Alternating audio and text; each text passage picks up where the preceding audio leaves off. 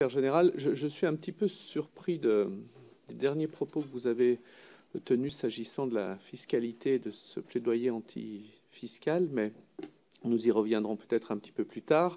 Moi, je voudrais revenir sur le déploiement du très haut débit. Votre groupe a fait des annonces fracassantes, si j'ose dire, au début de l'été, alors que le gouvernement planchait beaucoup sur la question du déploiement du très haut débit dans notre pays. J'ai cru comprendre, mais peut-être à tort dans vos propos, qu'il y avait eu assez peu d'enthousiasme des collectivités à ce moment-là, et qu'aujourd'hui, elles pourraient être responsables de ce revirement de stratégie de la part de votre groupe. Je trouve ça un petit peu chargé et fort de café, si vous me permettez l'expression.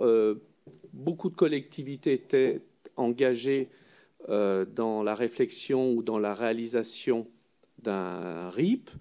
Cette annonce, comme je le disais, a quand même perturbé beaucoup d'entre nous.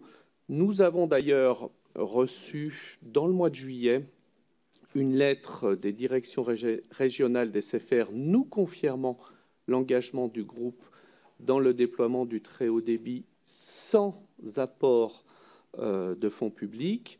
Aujourd'hui, qu'en est-il et comment vous croire lorsque vous dites que vous allez effectivement poursuivre ce déploiement, vous engager plus que jamais dans la desserte du très haut débit dans notre pays? Et puis juste une dernière question qui n'a rien à voir avec celle-ci. On a parlé de 4G, 4G+. Est-ce qu'on aura un jour la 5G? Merci. Sur lequel je voudrais revenir, parce qu'il y a eu plusieurs questions, c'est fibrer la France. C'est vrai que cette stratégie annoncée cet été de dire, écoutez, puisque c'est compliqué parfois dans certaines RIP, puisque parfois c'est pas toujours transparent, parce que aussi on a la volonté d'être maître de notre destin, on souhaite contrôler les infrastructures et on va investir nous-mêmes. C'est vrai que c'était un projet cohérent.